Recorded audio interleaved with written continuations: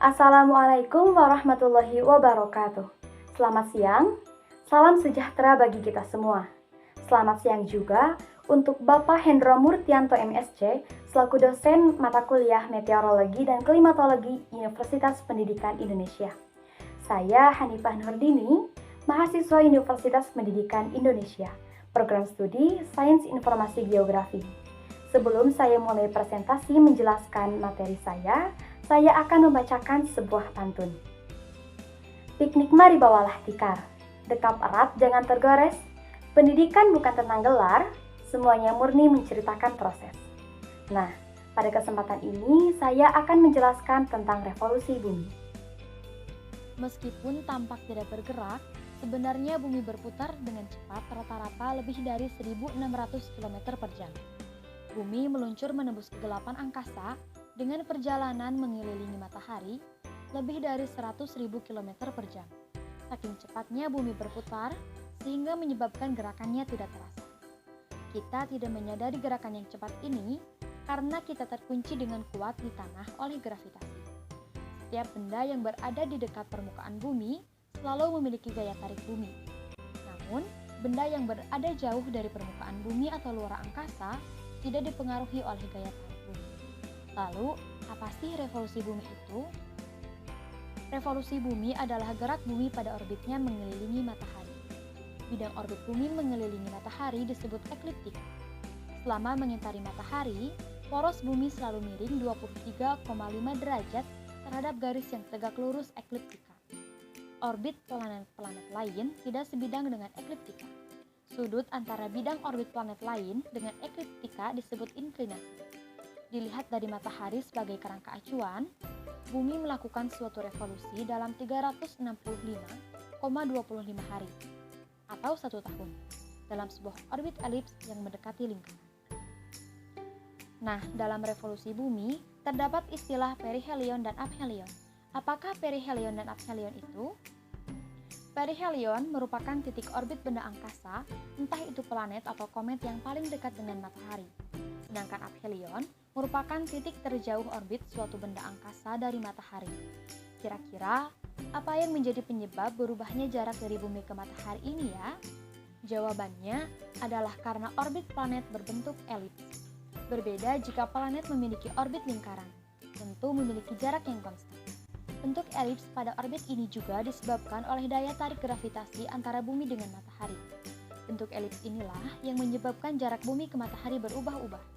Secara umum, jarak planet bumi saat perihelion mencapai 147,1 juta kilometer dan saat aphelion mencapai 152,1 juta kilometer dari matahari.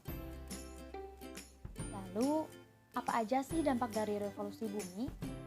Yang pertama, perbedaan lama waktu siang dan malam. Revolusi dan kemiringan sumbu bumi menyebabkan gejala alam yang terjadi selalu berulang setiap tahunnya. Peristiwa alam tersebut sangat terlihat di kutub utara dan kutub selatan. Pada setiap tanggal tertentu, bumi mengalami kondisi sebagai berikut. A. Antara 21 Maret sampai 23 September. Kutub utara berada di dekat matahari, sedangkan kutub selatan jauh dari matahari. Belahan bumi utara terpapar sinar matahari lebih lama dibandingkan dengan belahan bumi selatan. Kemudian, matahari bergeser ke arah utara bumi. Jarak terdekat kutub utara dan matahari terjadi pada tanggal 21 Juni. Di tanggal tersebut, pengamat di Khatulistiwa melihat matahari bergeser 23,5 derajat ke arah utara. Beberapa daerah dekat kutub utara mengalami siang selama 24 jam, sementara itu beberapa daerah di dekat kutub selatan mengalami malam selama 24 jam. B. Antara 23 September sampai 21 Maret. Kutub utara berada di dekat matahari, sedangkan kutub selatan jauh dari matahari. Belahan bumi selatan mendapatkan sinar matahari lebih lama dibandingkan dengan belahan bumi utara. Belahan bumi selatan mengalami siang yang lebih lama dibandingkan dengan belahan bumi utara.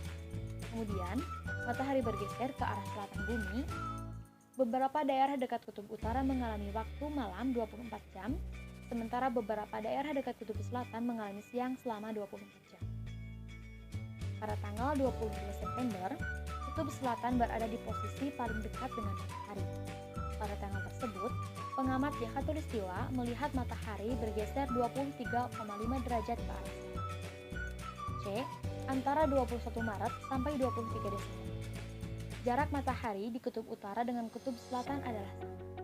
Belahan bumi utara dan belahan bumi selatan menerima sinar matahari sama banyaknya. Seluruh permukaan bumi mengalami waktu siang dan malam sama lamanya. Matahari terlihat melintas tepat di atas kepala di daerah Khatulistiwa. Yang kedua, perubahan rasi bintang. Rasi bintang adalah kumpulan bintang-bintang yang membentuk pola tertentu. Biasanya, rasi bintang yang paling dikenal ialah rasi bintang biduk, Scorpio, dan Leo. Evolusi mengakibatkan bintang-bintang terlihat berubah. Ketika berada di sebelah timur matahari, kita hanya dapat melihat bintang-bintang yang berada di sebelah timur matahari. Ketika bumi berada di sebelah utara matahari, kita hanya dapat melihat bintang-bintang yang berada di sebelah utara matahari. Begitu seterusnya, sehingga bintang-bintang yang nampak dari bumi selalu berubah. Yang ketiga, gerak semu tahunan matahari. Pergeseran posisi matahari ke arah belahan bumi utara, yaitu pada 22 Desember sampai 21 Juni. Dan pergeseran posisi matahari dari belahan bumi utara ke belahan bumi selatan, yaitu 21 Juni sampai 21 Desember, disebut gerak semu harian matahari. Gerak revolusi bumi dengan sumbu rotasi yang miring mengakibatkan matahari seolah-olah bergeser. Yang keempat, adanya perubahan musim. Selama pergerakan bumi mengelilingi matahari, menjadikan setiap letak bumi pada lintasan menentukan tanggal musim yang terjadi. Berikut penanggalan dalam pergantian musim setiap tahun. A. Pada 21 Maret sampai 21 Juni, belahan bumi utara mengalami musim semi, sedangkan belahan bumi selatan mengalami musim gugur. B. Pada 21 Juni sampai 23 September, belahan bumi utara mengalami musim panas, sedangkan belahan bumi selatan mengalami musim dingin. C. Pada 23 September sampai 22 Desember, belahan bumi utara mengalami musim gugur, sedangkan belahan bumi selatan mengalami musim semi. Pada 22 Desember sampai 21 Maret, belahan bumi utara mengalami musim dingin, sedangkan belahan bumi selatan mengalami musim panas.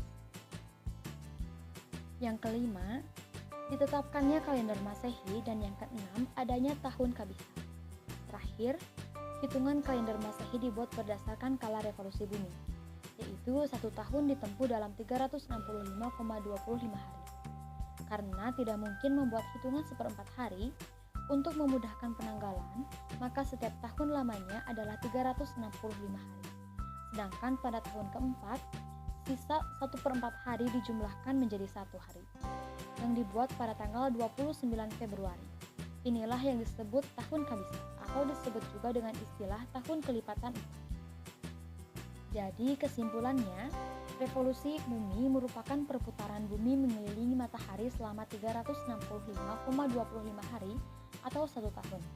Dampak revolusi bumi antara lain, perbedaan lama waktu siang dan malam, perubahan rasi bintang, gerak semu tahunan matahari, adanya perubahan musim, ditetapkannya kalender Masehi, dan adanya tahun Kabisat.